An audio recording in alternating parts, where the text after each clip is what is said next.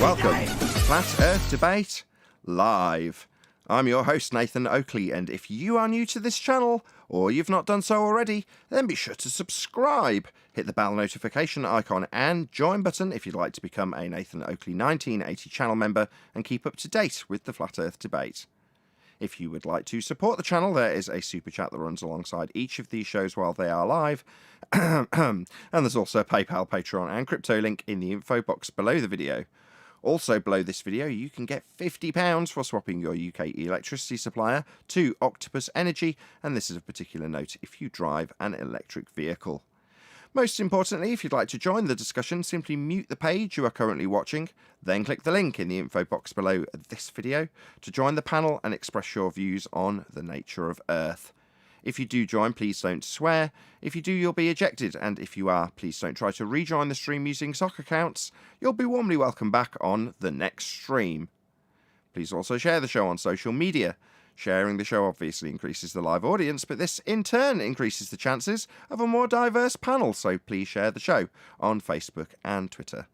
One last time, if you're new to the channel or you've not done so already, then be sure to subscribe, hit the bell notification icon and join button to keep up to date with the Flat Earth Debate. Now, we are joined by John, the Adam Meakin, Neil, and a whole bunch of people in Discord, so welcome one and all. Good evening, everyone. Morning. Good morning. Enthusiasm level at about 15%. That's good news for a live show. Excellent stuff. Any evidence that you can have a curved adjacent whilst acquiring an elevation angle?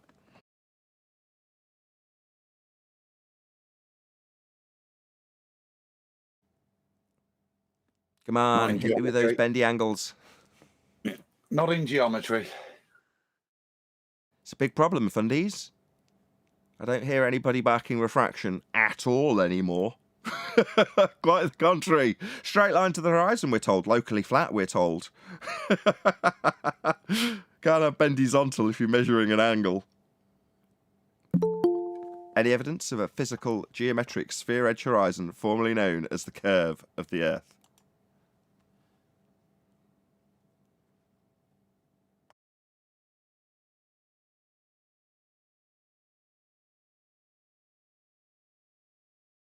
Hello.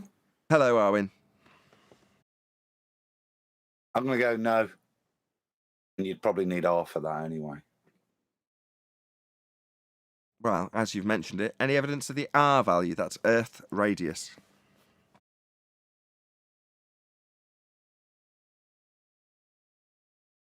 You would need a physical geometric sphere edge to measure that.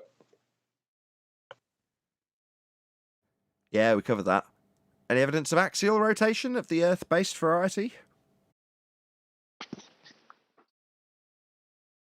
You would need half of that also. Yeah, you can't tell me until you drop me. If you just assume R in the math, right, then suddenly everything becomes possible. Possible in the math, yes. Possible in reality, no. Reified into existence by unsuspecting normies and reified into existence by people who should know better. That would be anti-flat earthers.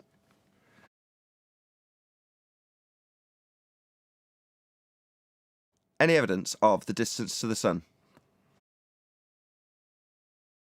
Take it away, Owen. It's over there. Well, you can't have Apparently. Go on, John. you can't have R to measure the angle that you're later going to put R in to assume its distance. Right, so you can't measure the angle to then put that into an equation that uses a curved surface, because if you do, which they do, you then can't have the angle you measured to impose R on it, because it's then got a curved adjacent, correct? Yep. Wounded. Heartbreaking. Not for me, for you as an anti-flat earther or unsuspecting globe believer that happens to have stumbled upon this show. Go on, One Deck. Hiya, yeah. You're right. You're very well. Did you want to add something? Good one. Yeah, no, just saying these bloody. What I find when I've been looking for this bloody radius thing is, and thanks to you guys for putting me onto this. Like, the first thing, and I never noticed this years ago. The first thing you see, like, is what it says is when you Google it, is like the Greeks knew the Earth was spherical. It doesn't explain how they knew it. It just says, and that I never used to click onto this until I heard you guys come up with the begging the question fallacy. And I think it's fantastic. I've missed it for years, this begging the question thing. So thanks for putting me onto this, guys. The Greeks obviously knew the Earth was spherical, but they don't tell you how until they start measuring the bloody sun with shaded sticks or whatever they do. Yeah, roughly translated, they assumed it's spherical and then moved forward from there, aka begging the question. Yeah, it is. That's right. Yeah, that's it. Yeah, I've never noticed it though.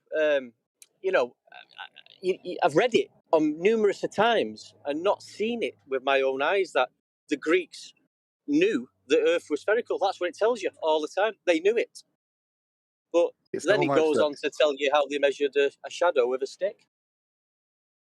I think it's again, it's a posthumous knowing. I don't think if you look at the stuff that they're particularly claiming the Earth that, I think it's like with Eratosthenes, somebody's who maybe Scaliger in the 1500s is writing history. They're writing it now as they introduce the ball, and they make these spurious claims that Platonists are thinking this, and that Eratosthenes, this bloke that we never know and could possibly be a librarian from somewhere, but other than that, we don't know. He did all this to show that the ancient world had this knowing as well. But it's only in the posthumous claims that they appear to have it. If you read any of their own stuff, they're not talking in a heliocentric. How did Eratosthenes measure the angles to the sun? With a Hold on, curve to don't answer, Jason. Adam. Let's see how many people are paying attention. One deck. Can you pop One deck, yourself we on? can hear the wind. Well, he did it with a bloody He stick. assumed didn't the Hold on, flat everyone. Earth. Shh. One deck. Can you pop yourself on mute when you're not talking because you're causing chaos? Sorry, mate. Yeah, sorry. That's okay. Sorry. I just He assumed the flat Earth. Arwen's paying attention. Was that Arwen? Who just said that? Neil. What? No, that was Neil. Neil. Okay, Neil's paying attention. Nobody else heard you, which is good. Just ask your question again, John. And I want to. And nobody on the panel answer, but just people in Discord. See if you can answer John's question. Go ahead, John. How did Eratosthenes measure the angle to the sun?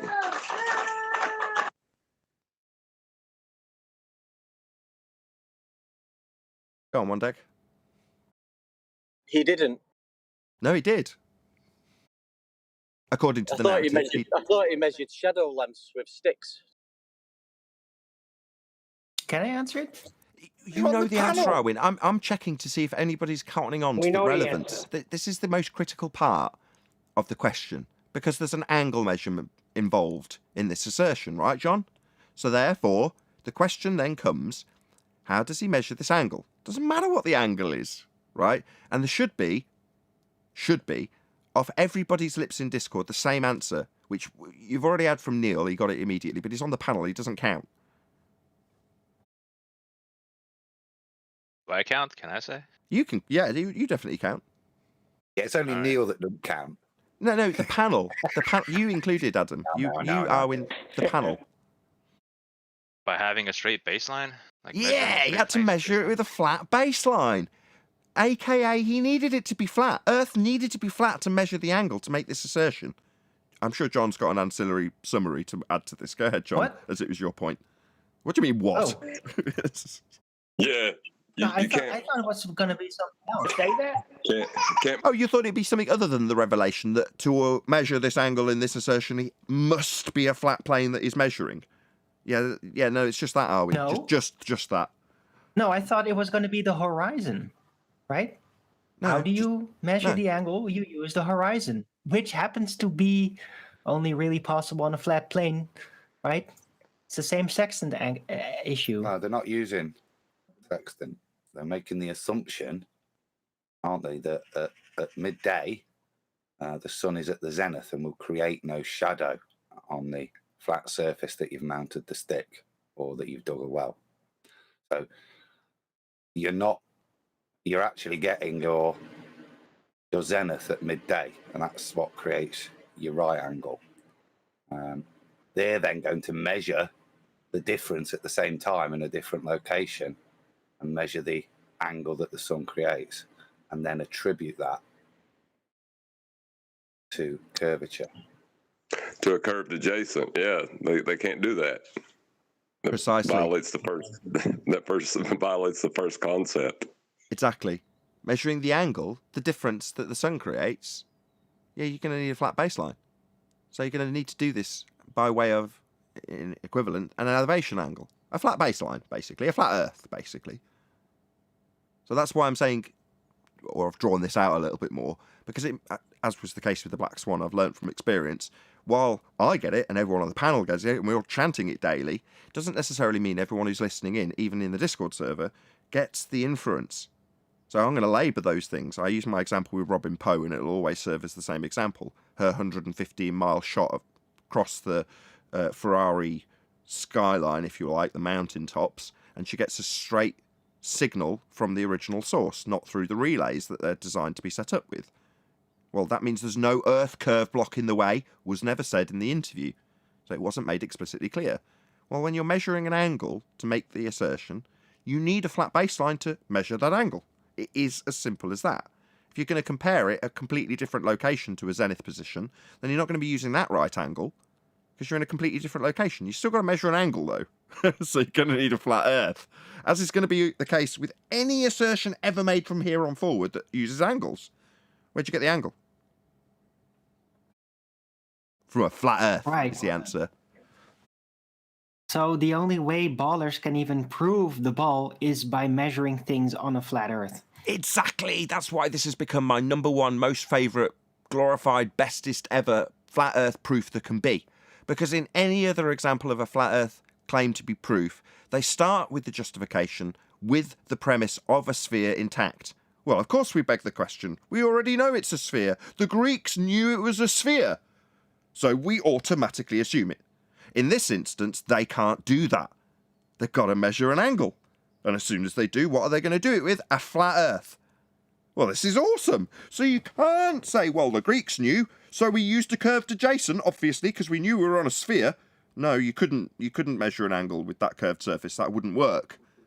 To assert that you've got it coming from a central angle and the Earth is actually the thing moving in relation to a sun that's technically static in a solar system, well, then when you measure the angle to make the assertion, you've got to do that on a flat plane.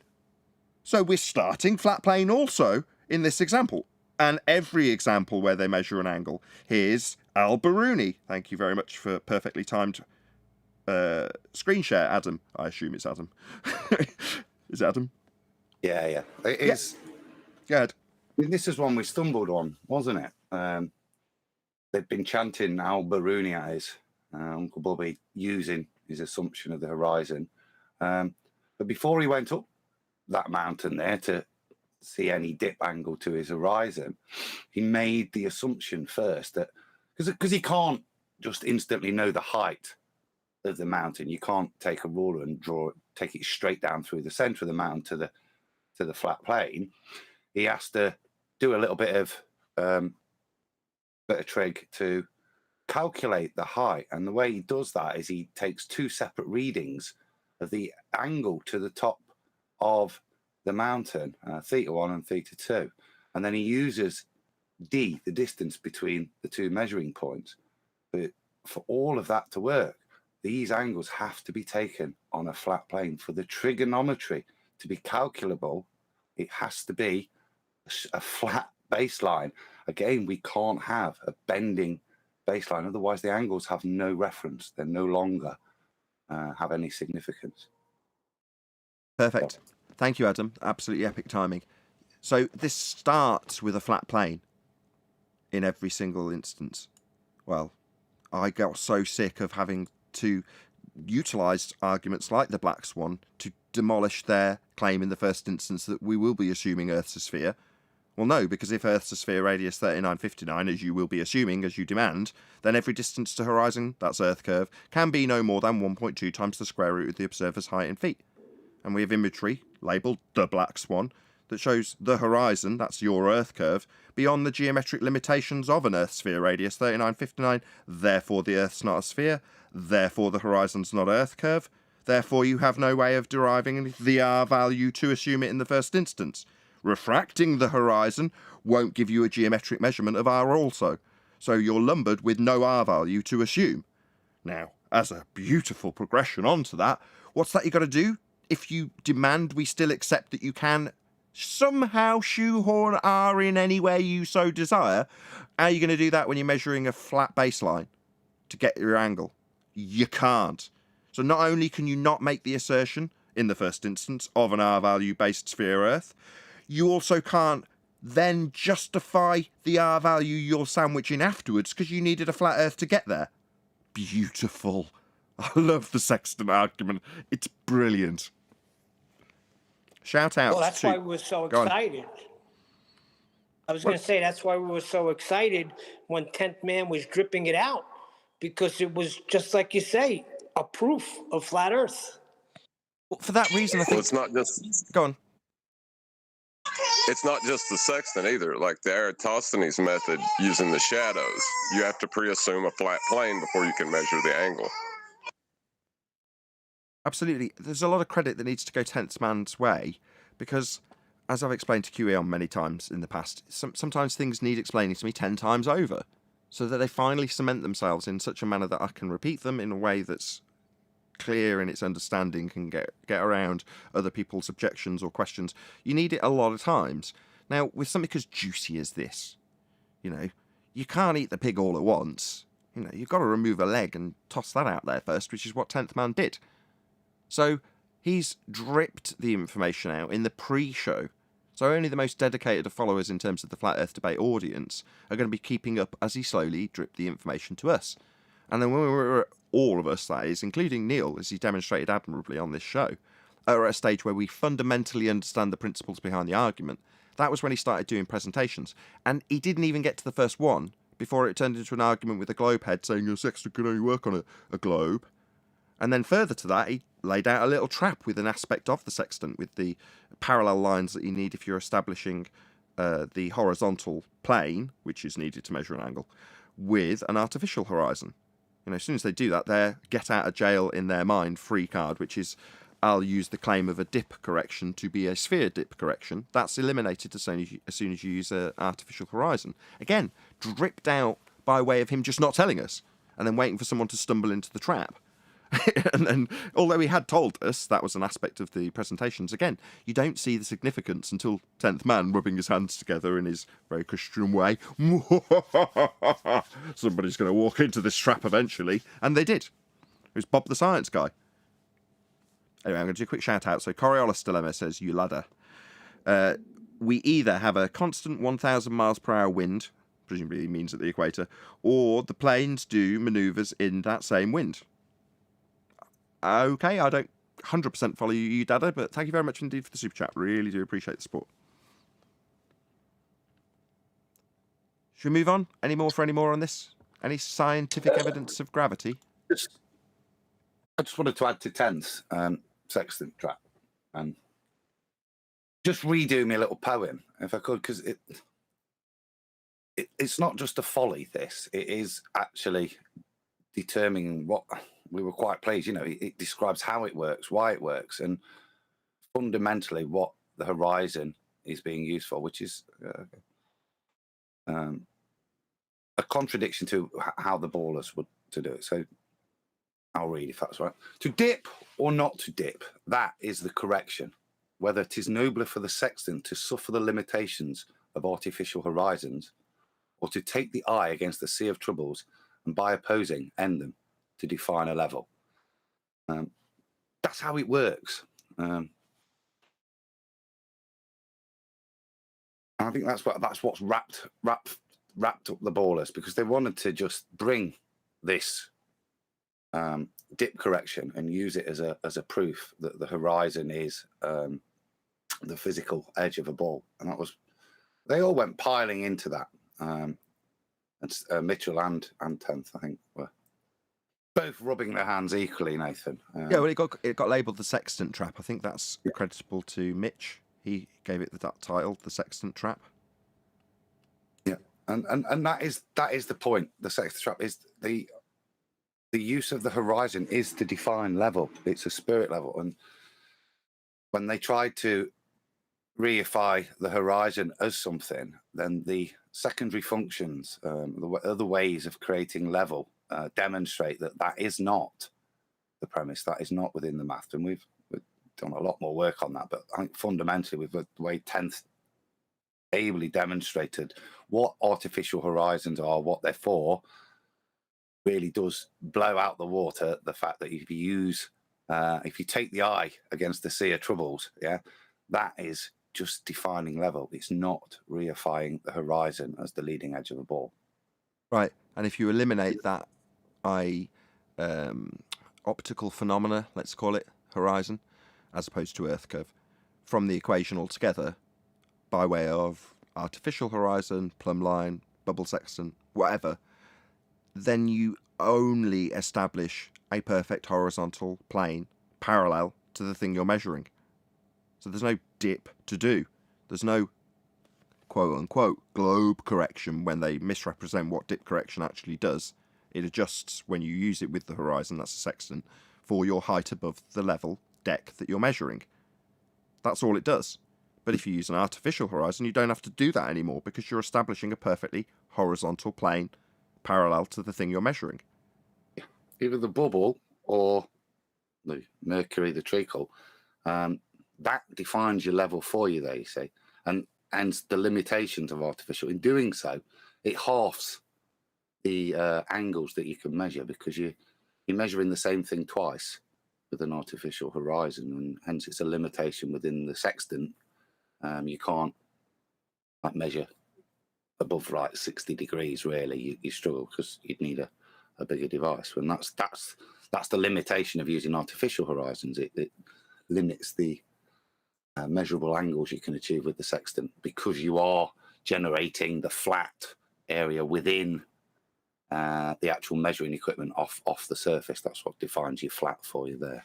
You don't need the optical effect and have to use dip correction to adjust for the optics.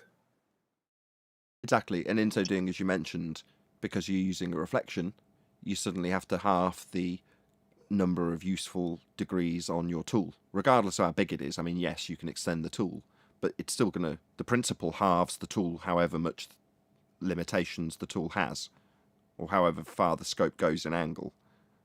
Then you just still halve that when you're using an artificial horizon.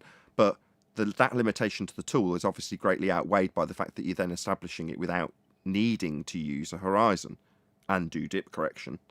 You don't have to do those things anymore, but the process is obviously considerably more complicated and almost implausible on the deck of a ship.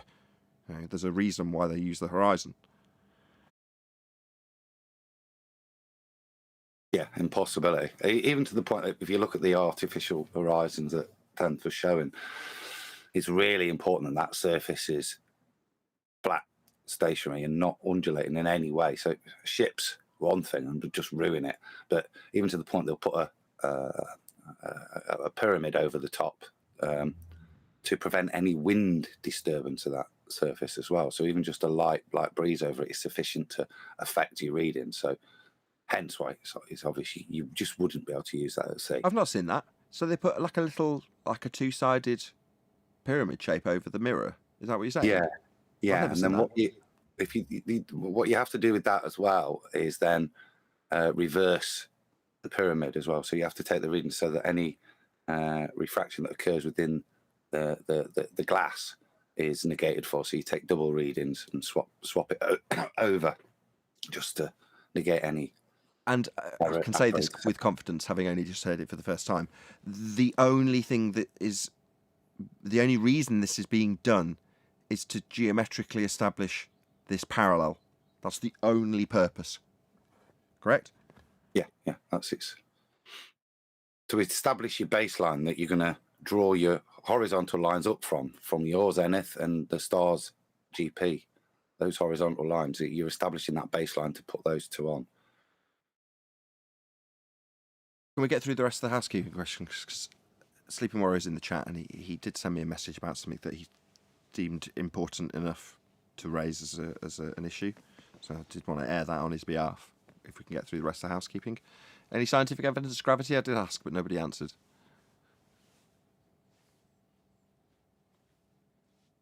No, Nathan.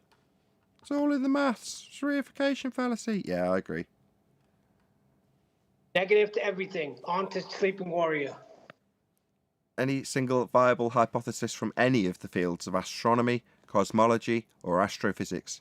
Scientific method gave us this computer, you idiots, said Leonardo DiCaprio in a recent movie called Don't Look Up. Well, if you're a heliocentrist in those fields of study, you'll require a radius to develop any kind of. You will need R if you're a heliocentrist putting forth any of your bullshit claims. That's right, you'll need R. That scientific evidence of gravity, did we actually get an answer from anybody other than me? No. Thank you, Righteous. Both descriptions have R in it. We both have emojis in our hair. Yeah, that's, whether they describe it as a force. That's correct. They both have an R value. When making the assertion, obviously, in the heliocentric world. You got your mass of Earth, that needs R, right? Can I just ask a question, please? Yeah, feel free, one deck.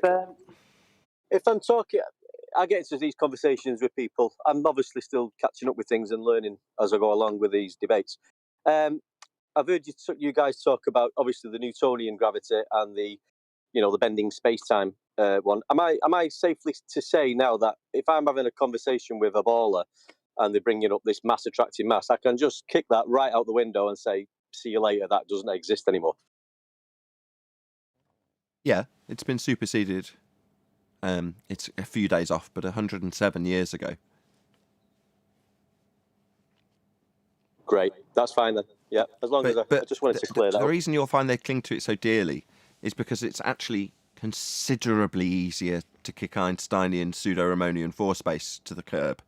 Whereas, at least with the Cavendish / Reverend John Michel / C.V. Boy's gravity, which is falsely ascribed to Newton, with that gravity, they have something that actually takes place in physical reality, which is why they want to keep hold of it.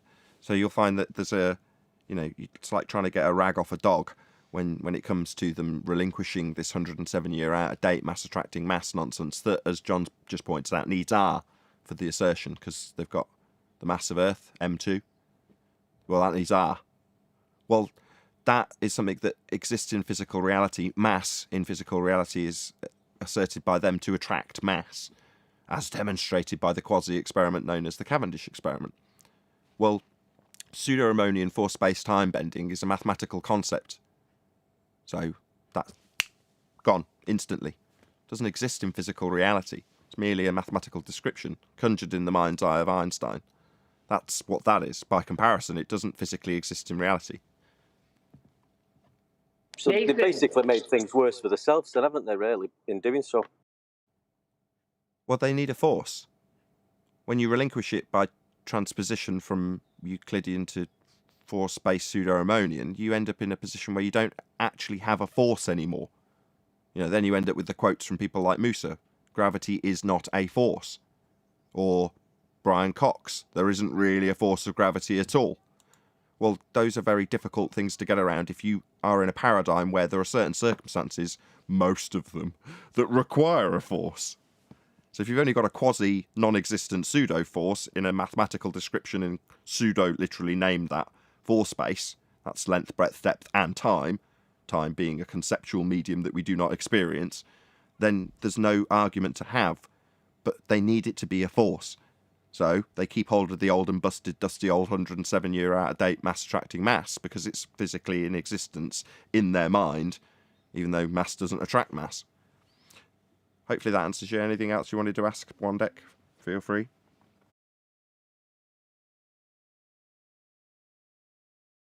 No? Did somebody from G Plus want to add something? I needed to say something real quick.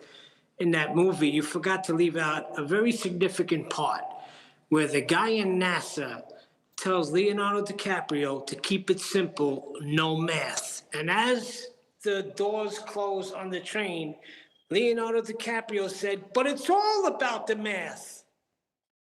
He doesn't say about, he just says, but it's all math. But it's all math. Yes, it's all math. Yes, you're right. Yeah, it is. Many a true word. Nice link. Gravity is not uniform, it varies geographically.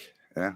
Now, to me, that says all these different colours are different R's all across the states, as they try now to claim gravity varies this much. But the quote I like was, look, the law of gravity may be universal. Gravity itself varies considerably across the Earth. Does it? That's not what I've been told. But anyway, fair enough. That's the current rhetoric now. Most factors can be mathematically accounted for. Local geology is the odd one out. That's what I found. Most factors can be mathematically accounted for. I mean, not in reality. You can explain this with a bit of maths, but... What a load of old nonsense. There you go, thank you. So did It's someone funny want to how add they something? add a little Go bit ahead, of truth in the movies. I just heard in You the know movie. what I mean? Go ahead, Chaos. Sorry. Oh, I said it's funny that they always add a little bit of truth in the movie. You know what I mean? It's all math. Yeah, exactly. It's all math. That's the truth. There is no actual erroneous force, space bending time, blah blah blah. It's just mathematical. That's it. Indeed. That's what I'm saying. It was a confession. Yeah. But he's also in a different part of the film on the phone saying, "This guy's never even heard of a heliocentric orbit." You're like, yeah, that says it all. If you haven't heard of the mathematical derivations he's using to imply that this rock from a sky vacuum is going to hit Earth as a ball floating around in a sky vacuum without the air dissipating into the empty space, all of that crap, if he just understood the heliocentric orbital mechanical mathematics, then he'd understand that we're all in great danger. But he just doesn't understand. He's never even heard of a heliocentric orbit. God damn, if he just listened to us and our maths. Anyway, any evidence you can have gas pressure without the necessary antecedent of a container to press upon?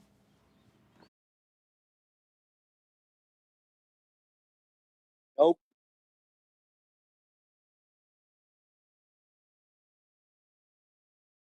Even if you had R, you would still need a container.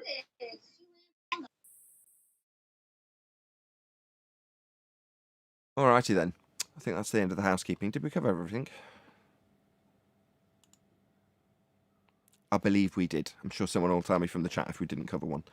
So, Anthony got in touch, and he's got all of the screenshots. He's got all of the backing evidence to prove that this is going on with Craig Fight the Flat Earth.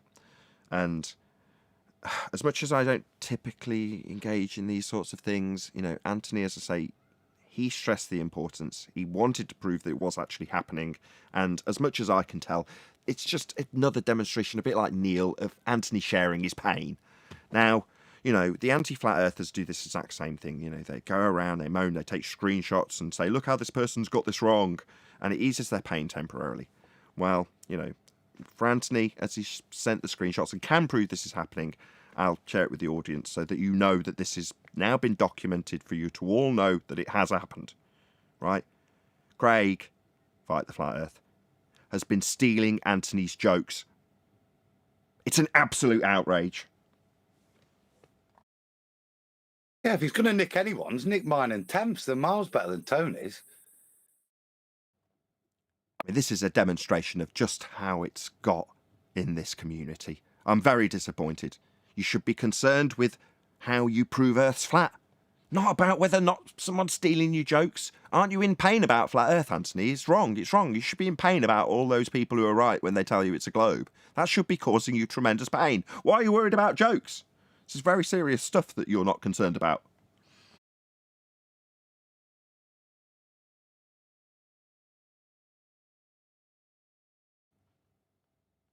So there you go. It's on record.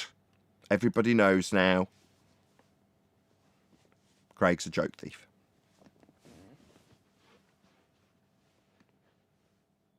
Not seen the proof though, Nathan. I've heard the claim. Oh, I've got all the It's stolen screenshots. I joke. mean, that bit is actually true. He did genuinely do all of those things I just said. But it's because, like I say, when I say I'm really concerned with there being no distortion in the show and everybody being at a really nice level and a good level of compression comparatively across the different channels that I use, that's my pain, right? Yeah, it's not, oh no, I must prove that we can get curved adjacents to work with angle measurements on a sphere, because obviously everyone knows you're on a sphere and I concern myself with that deeply. No, I don't really concern myself with that at all, and neither does Anthony. That's my point, you know. But you want to take that part of the joking example further and demand screenshots? I can, if you want. I at least want to know what the joke that was stolen was. If that's going to happen, it's going to happen by Sleeping Warrior's mouth, because I won't be able to actually give the credence to the joke he made the validity it possibly warrants, because I wouldn't say it was a very good joke. But that's not on me, because I've made my humorous bit now, and you're just dragging it out to parts that I can't make humorous. Thank you, Adam. A pleasure. Come on then, Tony. Bring it on. Let's hear it. He might join. He's We'll got see. the link. I've sent to him. So pop in, give us the joke, then you can pop out and deal with the trolls again. I don't know why. I don't think he's not joining for any other reason than he's got a lot on his plate at the moment. But I asked him. He said, "Yeah, I'm busy slapping trolls in the chat." Oh, that was all he's got on his plate at the moment. Oh, fair enough. Well, either way, that maybe can wait for another day. Maybe if this was at the end of the live show, it'd be our cliffhanger. Maybe not. Who knows? I'm seriously keen to find out what actually arises as the genuine rebuttal to curved adjacent. Because so far, you know, assuming we've got a straight line to the horizon and it's flat under the mountain and locally flat and all of the things that are the concession. I mean, I should be grateful. That's what I'm saying. It makes it such a wonderful flat earth proof. The fact they have to declare how flat it is first is actually what we've got. But in my mind, I just think, well, I know I hold it up as a great proof for that reason, but surely they'll have something to offer that begs the question of a sphere first. They must be able to get around it somehow. I know in my mind that they can't, but God, they've got to be trying, right? They can't without throwing geometry under the bus with it. That's the problem. Can you expand on that? You've said that several times. I know exactly what you mean, but can you expand on that? Like, I have no idea what you mean by that. Well, I mean, if you're going to reify reality with geometry, right? You know, and there are things in reality that we can, you know, measure the geometry of. But if you're going to reify everything you see into geometry, you need angles to do it. So they would have to throw geometry out. They would have to throw geometry out, which means they wouldn't be able to measure angles no more. And then they lose everything. Correct. Yeah, the implications are as important to proving Earth is flat as they were to the Black Swan disproving Earth's a sphere. So the weight in terms of credence I lend to this argument as an individual, I can only speak for myself, has that level of importance. In the same way Black Swan pushed off how can you have gas pressure without a container from the number one argument, this definitely as a flat earther pushes down the pecking order. The Black Swan, you know, this sits above it because it's a flat earth proof. And as a flat earth proof, in the same way, somebody, I think it was you, John, actually, when we were discussing the Black Swan in the first few months, explained that you can extrapolate it out into a flat earth proof very easily. And you were right. Was it you? Am I right? Is my memory that good?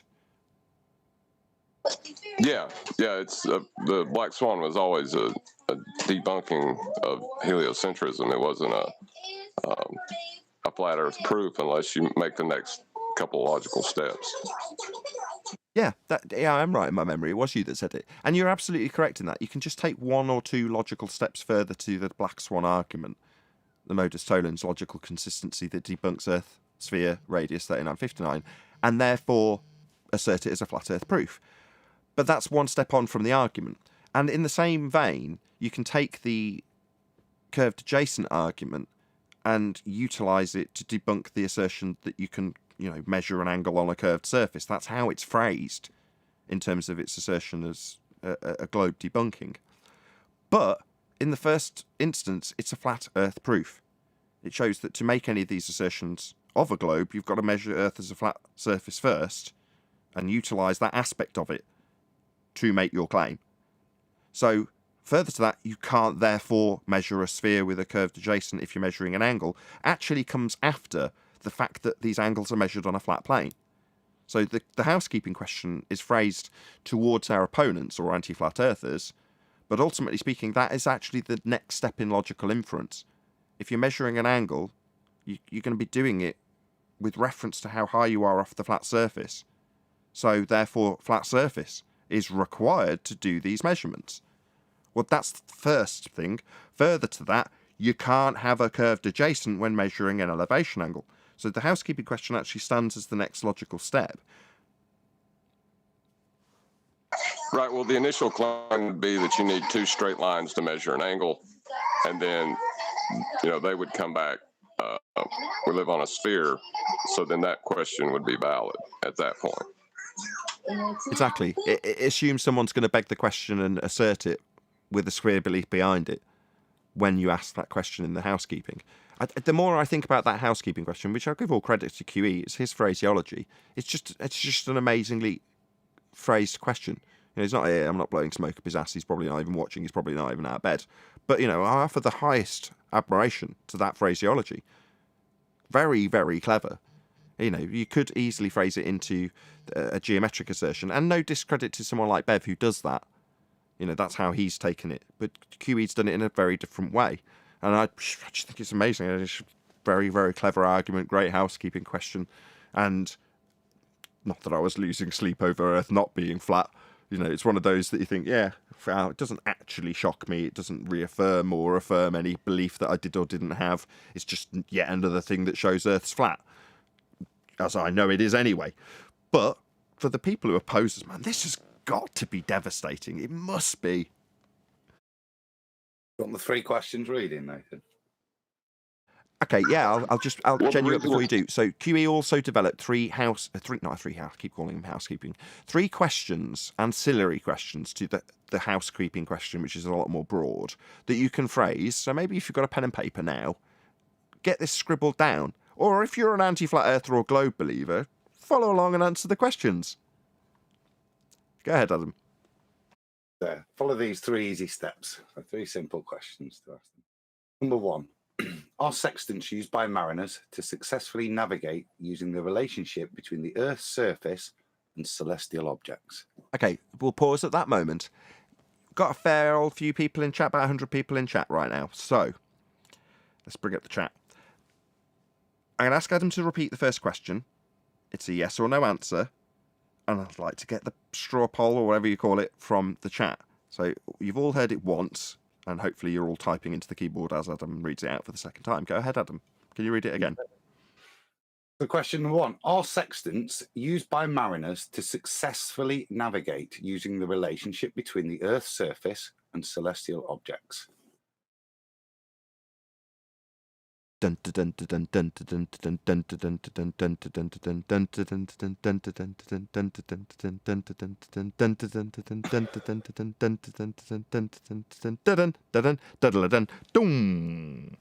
one person answered, and they were from the Discord server as well. Thank you for answering, Harp.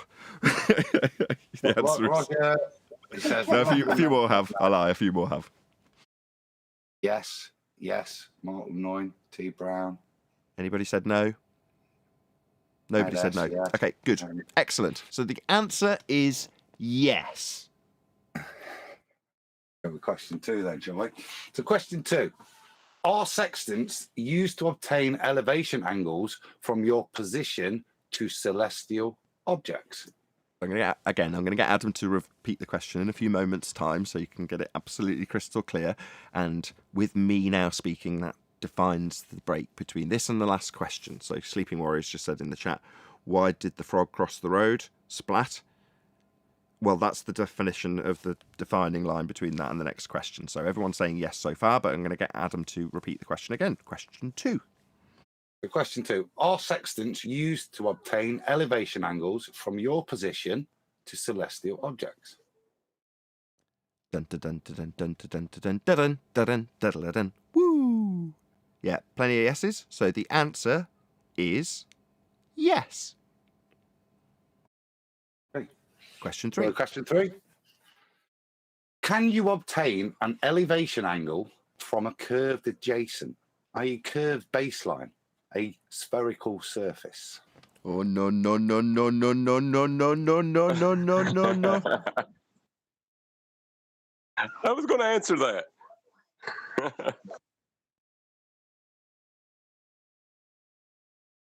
Little bit I'm gonna have to clip that out. There's a black guy saying no no no no like I've just done. I must clip that out. Okay, so I'll give it a chance. I'll read it last time. Can you obtain an elevation angle from a curved adjacent, a curved baseline, a spherical surface? So last call for the people in the chat. Dun dun dun dun dun dun dun dun dun dun dun. Yeah, Mark Loynes, Lannoye. That's a terrible pronunciation. Lannoye. Hope I've said your name right. It says nonsense. That's right, Mark. Totally agree. No, you cannot acquire an elevation angle from a curved adjacent. Earth must be flat to measure an angle. Thank you, Adam. Epic. So who's going to regale us with the story of Phil Bell going through that in Quantum Eraser's chat stream, which was very amusing?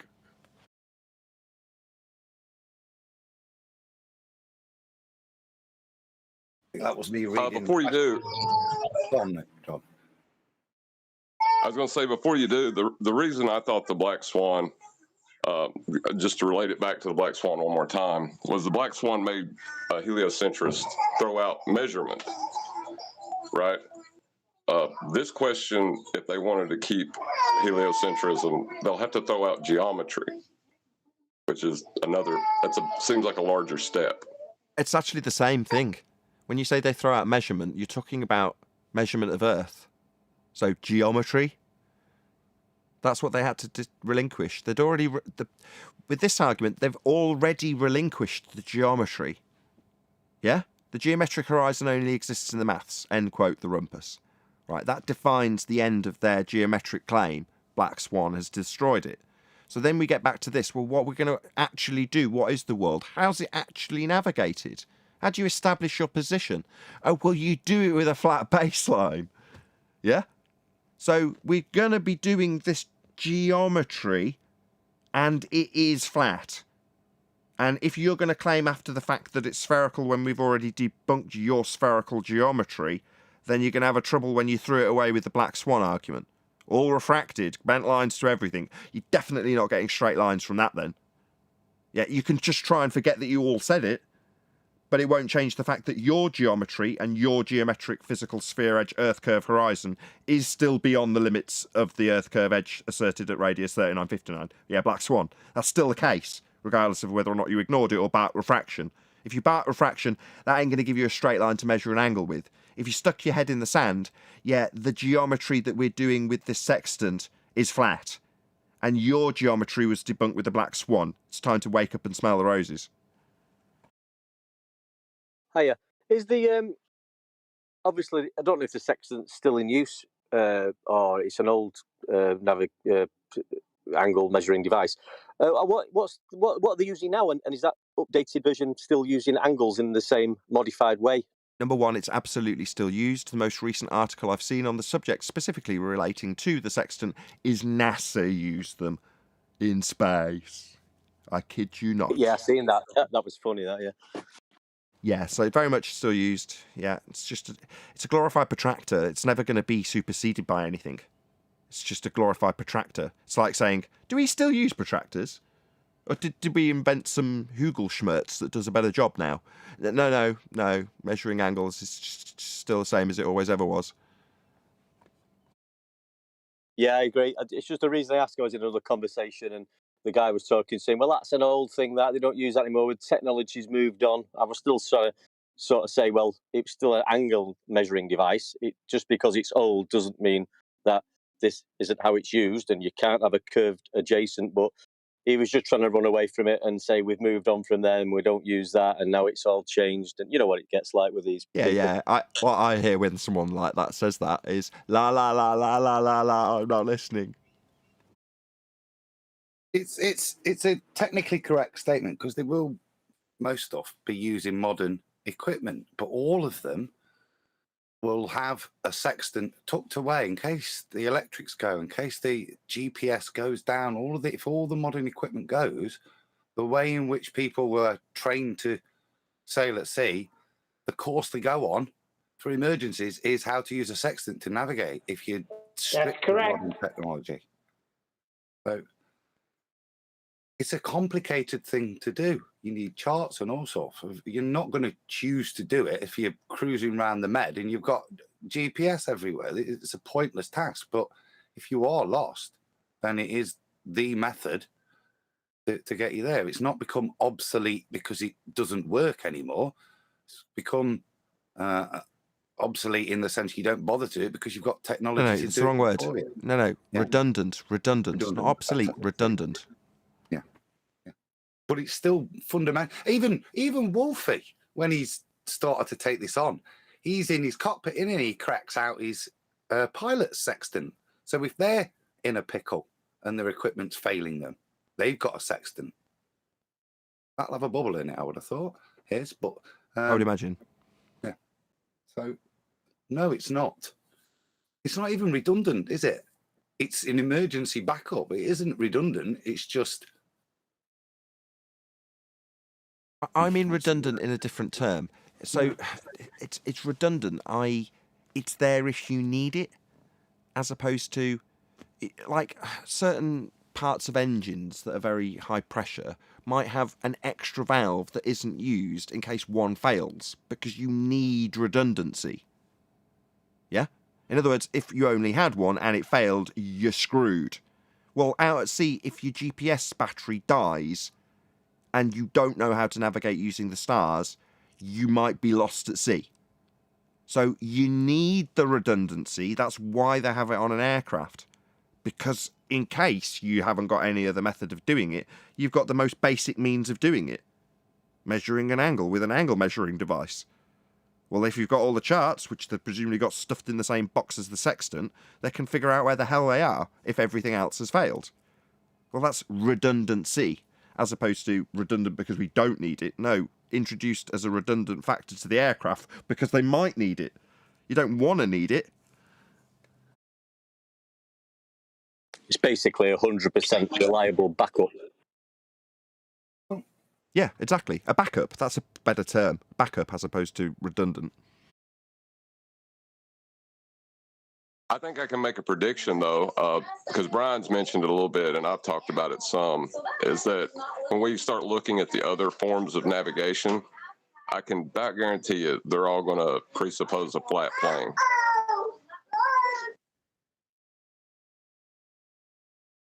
Well, that's what I've got up on screen. Some ball of tears.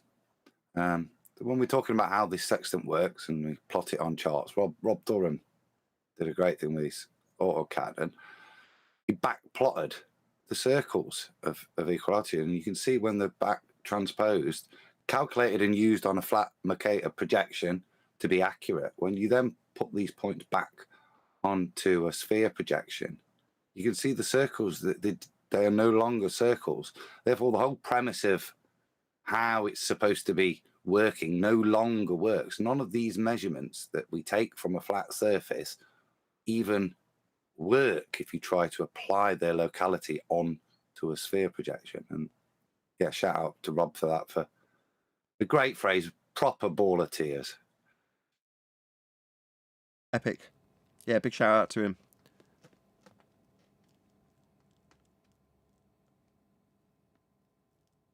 Just another quick one, guys. Am I right in presuming then that these globers, they say the horizons of physical obstruction at a certain distance, and the sun is 93 million miles away. So if that sun is sat on top of the horizon, are we saying the horizon is 93 million miles away? No, they're saying that the horizon is 1.2 times the square root of the observer's height in feet, and a physical obstruction to their refracted sun.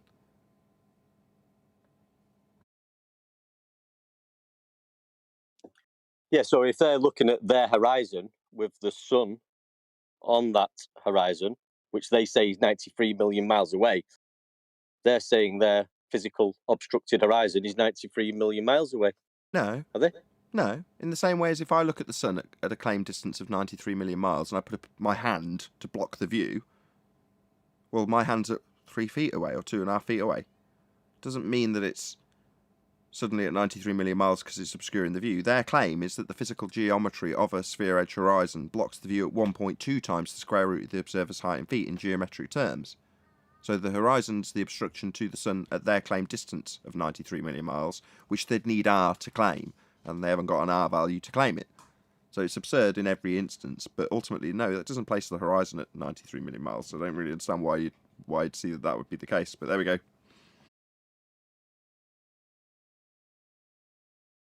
No, I'm not claiming it. I'm just saying in the way they're thinking then, obviously, which is absurd, if they're saying it's a physical edge horizon, well, it can't be because you can see the sun on the horizon, which you're saying, Glober, is 93 million miles away. So that blows your math right out the window. No, I'm sorry. I hate this. You're making me defend their claim. Right, no, that doesn't debunk their claim. They've just got a physical obstruction to the sun that's at a certain distance from your field of view, depending on your height, and it's obscuring something that's further away than it. Now, if you've got a hill obscuring something beyond the hill, and you raise up to the point where it no longer obscures it, that's their claim. They're claiming the horizon's a hill getting in the way of anything beyond it, and if the sun's beyond it, the sun's beyond it. It doesn't put the distance of the horizon beyond anything in their claim. So, as much as I hate to defend a globe claim, that's not what they're claiming. I understand empirically what they're claiming at the very least. They're not claiming it puts the distance of the horizon. What it does show in the Black Swan is if you physically reify the horizon into Earth curve edge obstruction, then suddenly the horizon being beyond something at 9.8 miles or whatever a platform habitat's at would put the horizon at something like 300,000 miles on an Earth that's got a physical horizon.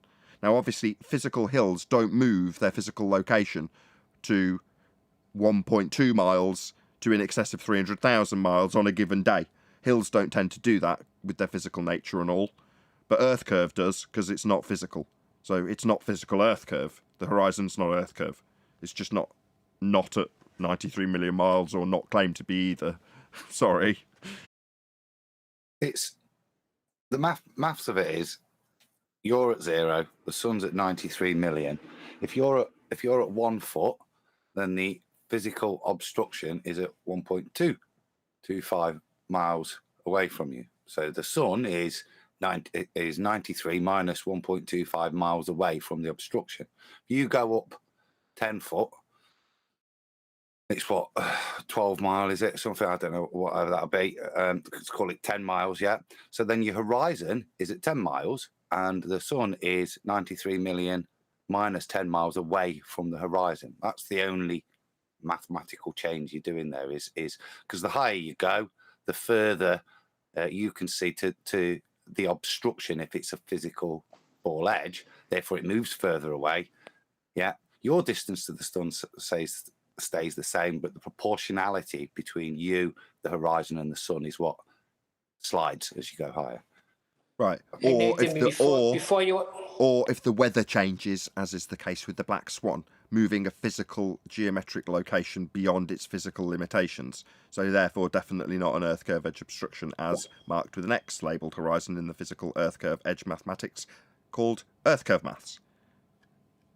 And that Can I was say the something? argument they tried to use with regards to dip correction. Exactly. The dip is to the physical geometric horizon that we debunked with the Black Swan, for those of them who've stuck their heads in the sand. Go ahead, Neil. I just wanted everybody to just keep 10th man in your prayers and thoughts because his wife broke her wrist in like 2 places while ice skating. So just keep him in prayer. Oh, bummer. I did not know that. But hopefully those hopes and prayers will go out to the majority of people, as this is at the end of the live show. So with that, I'm going to say, if you are watching this on either Nathan Oakley 1980 or Nathan Oakley premiering streams, then stay tuned, as there will be an after show to follow. Our thoughts and prayers go out to 10th Man and his wife. Once again, stay tuned if you're watching on a premiering stream. I've been Nathan Oakley, and I will see you all in the next video.